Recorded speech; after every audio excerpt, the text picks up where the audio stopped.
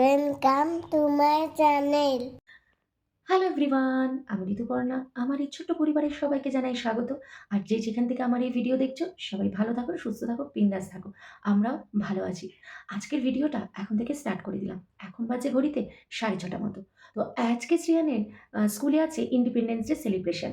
তো শ্রেয়ান আজকে কি ড্রেস পরে যাচ্ছে সেটা তো অবশ্যই তোমাদের সাথে শেয়ার করব। আর আজকে শ্রেয়ানকে স্কুলে দেবো ওটসের টিক্কা।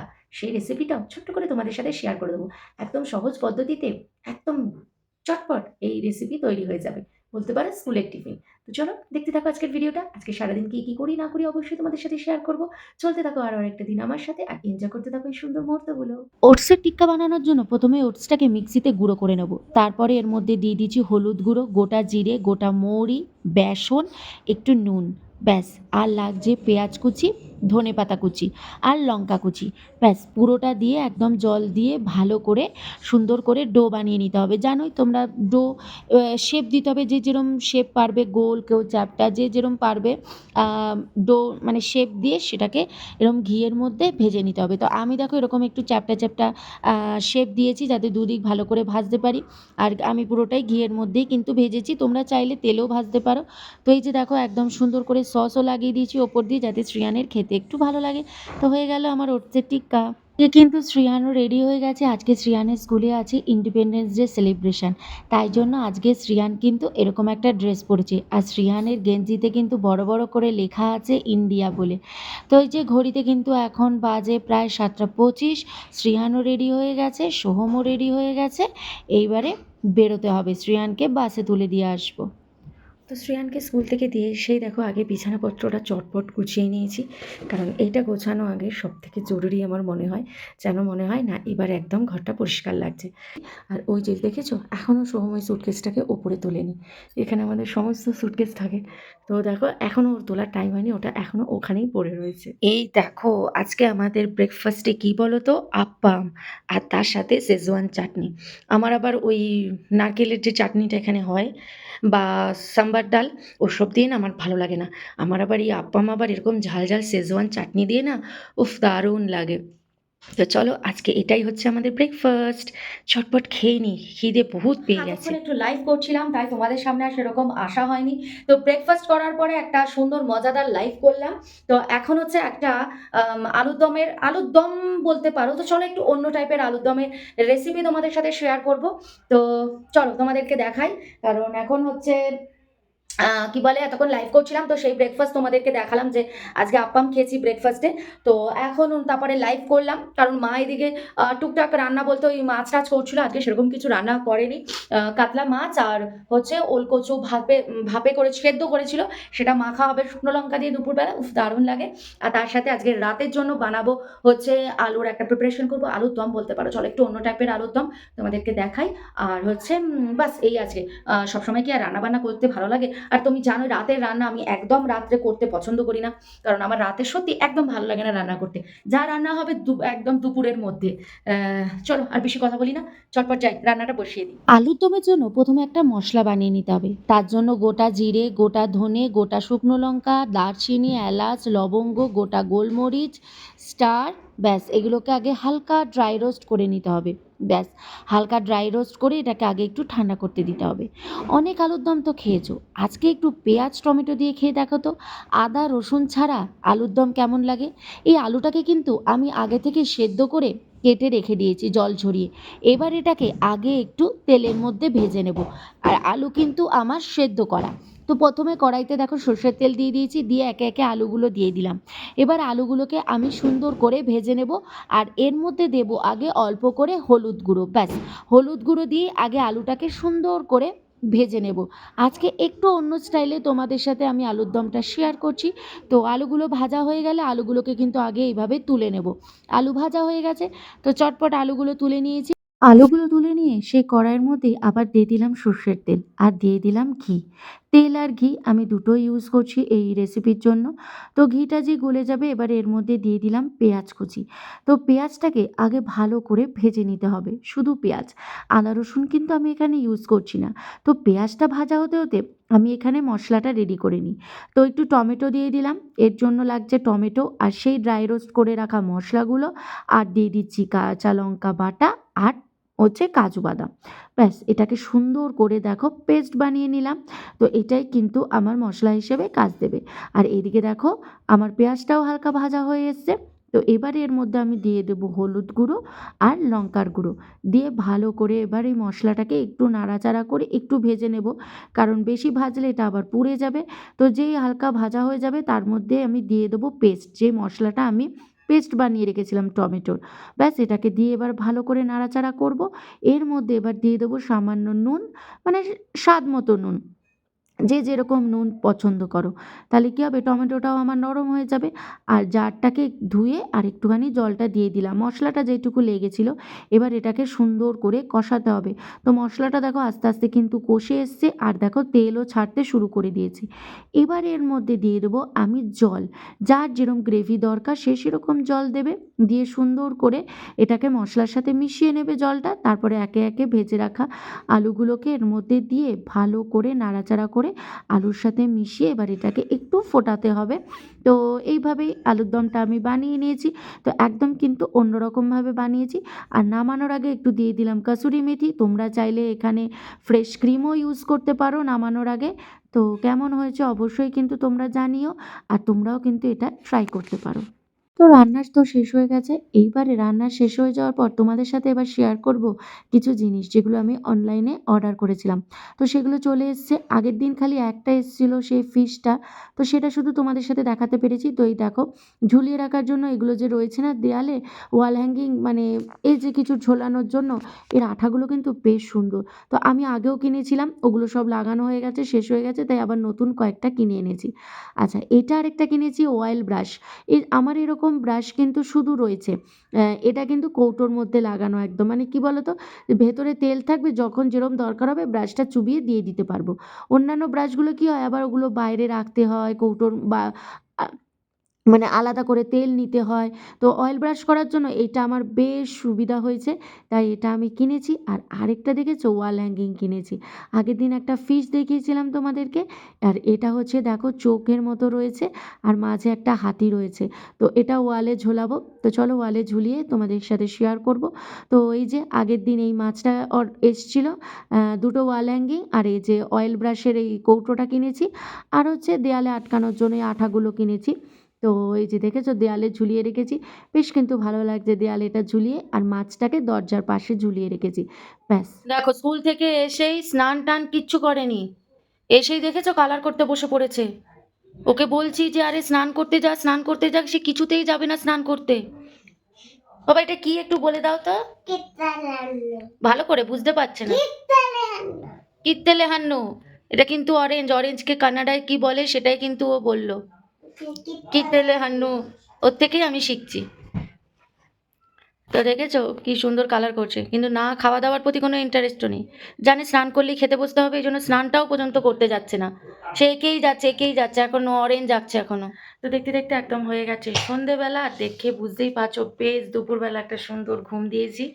তো ছেলেও কিন্তু বেশ ভালো ঘুম দিয়েছে, এই যে দেখেছো ও হচ্ছে সব থেকে বেশি ঘুম দিয়েছে। ওকে ঘুম থেকে তুলতে পারছিলাম না, এমন অবস্থা। সে ডেকেই যাচ্ছি, যেই মাত্র ঘুম ভেঙেছে এই যে বই খাতা নিয়ে বসে পড়েছে। মানে সবেমাত্র যে ঘুম ভেঙেছে যে আরে পড়তে বসতে হবে, সন্ধে হয়ে গেছে, যেই বুঝতে পেরেছে ব্যাস সাথে সাথে দৌড়ে গেছে, গিয়ে বই টই নিয়ে বসে পড়েছে যে হোমওয়ার্ক আছে। আর আজকে না পড়তে, মানে আজকে হোমওয়ার্ক করার কোনো তাড়া নেই, কারণ এখন তো আজ তো ধরো বৃহস্পতিবার, শুক্র শনি রবি এখন 3 দিন ছুটি আছে। তো আমি এই কারণেই বসালাম, কেন বলো তো, মানে আরেকটু আমি গর্জ দেখালাম, কারণ কালকে 15 আগস্ট যদি কোথাও বেরোই তাহলে হবে না পড়া। তারপরে শনিবার দিন, শুক্রবার হচ্ছে গতকাল 15 আগস্ট, যদি বেরোই হোমওয়ার্ক করতে পারবো না। আবার শনিবার দিন হচ্ছে জন্মাষ্টমী আছে, ওই দিন তো মানে ভীষণই ব্যস্ত থাকবো, সকাল থেকে সমস্ত কিছু রেডি করতে করতে টাইম চলে যাবে। আর হাতে পড়ে থাকবে রবিবার। তো রবিবার দিন এতটাই হোমওয়ার্ক, অনেকটা চাপ পড়ে যাবে। তাই জন্যই আজকে ও যখন পড়তে বসলো, ওকে আমি আর কিছু বললাম না। আমি বললাম হ্যাঁ হোমওয়ার্কটা করে নে, যতটা এগিয়ে রাখবে ততটাই ভালো। আর ও মাঝে মাঝে পুরো শেষও করে দিতে পারে, তেমন কোনো ব্যাপার নেই। ও যদি ইচ্ছে থাকে ও কিন্তু সব হোমওয়ার্ক আজকেই শেষ করে দেবে। তো দেখা যাক ও কতটা করে। চলো ওকে পড়িয়ে নিই, ভীষণ ব্যস্ত এই যে পড়াতে, দেখেছো। তো শ্রেয়ান এখানে SW করছিল। তো অলরেডি একটা বুক কিন্তু শ্রেয়ানের কমপ্লিট হয়ে গেছে। আর এই খাতাটা বাকি আছে, যেই বুকটা কমপ্লিট হয়ে গেছে কিন্তু। এটাতে যে লিখতে দিয়েছিল। আর এই খাতাটা রয়েছে, আর এই ব্যাগের একটা পেজ একদম ছোট্ট কাজ। তো শ্রেয়ান কিন্তু পুরো SW-ই কিন্তু কমপ্লিট করে ফেলেছে। তো ভিডিওটা স্টার্ট করেছিলাম বৃহস্পতিবার। আজ হয়ে গেল শুক্রবার। আজ 15 আগস্ট।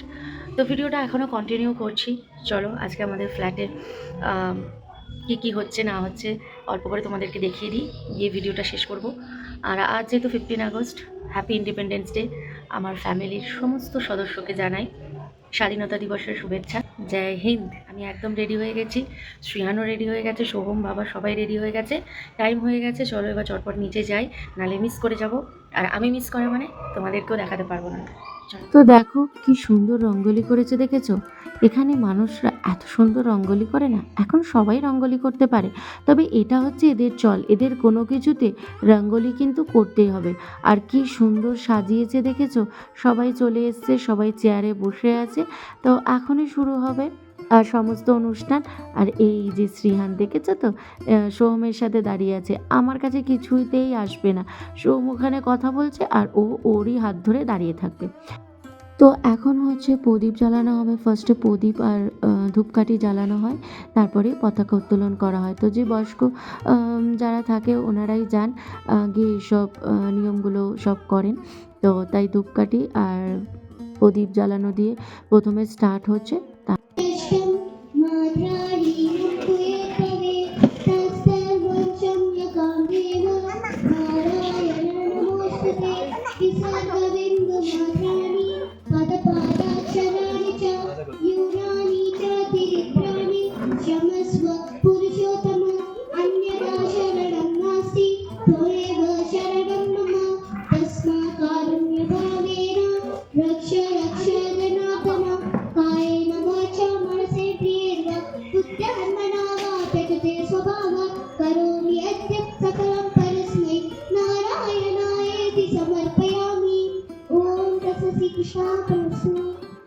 তো এবার দেখো সবাই ন্যাশনাল অ্যানথেম গাইবে, তাই জন্য সবাই উঠে দাঁড়িয়ে পড়েছে। আর ওদিকে দেখো পতাকা তোলার জন্য যেসব গুরুজনরা আছে সবাই গেছেন, এমনকি আমার বাবা ওখানে ছিল। তো আমার বাবাও যেহেতু বয়স্ক, তাই আমার বাবাকে ওখানে যেতে বলেছে। তো সমস্ত বয়স্ক মানুষজন ওখানে গিয়ে দাঁড়িয়েছে। তো এই যে পতাকা তোলা হচ্ছে এখানে। আর এখন এবার ন্যাশনাল অ্যানথেম হবে, গানটা করে নিয়ে তারপরে আসছি তোমাদের সামনে আবার। তো এখানেও দেখো আমি নিজেকে একটু দেখিয়ে নিলাম। এতক্ষণ তো আমি আমাকে দেখাতে পারছিলাম না, তো একটু ফাঁক পেতেই তোমাদেরকে দেখিয়ে নিলাম।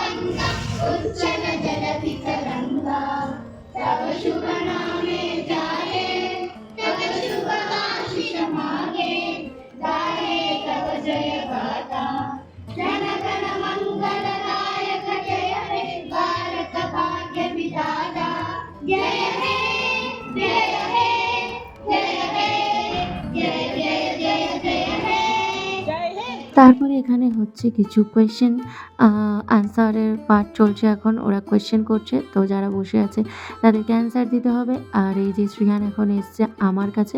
তো বেশ সুন্দর একটা সময় কাটলো সবাই মিলে।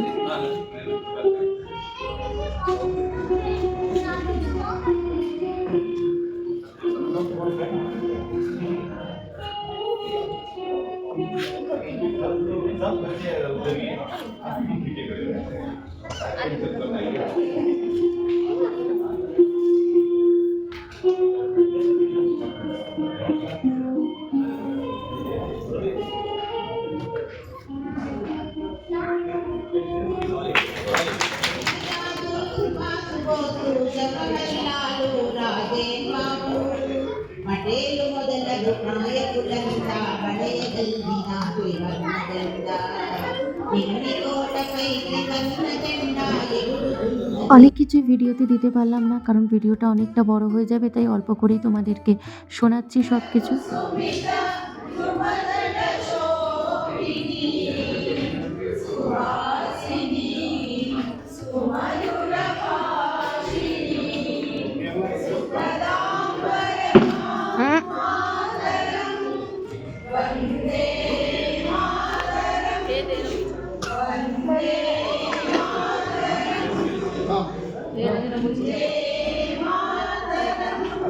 এবারে হচ্ছে এখানে বাচ্চাদের ফটো সেশন হবে।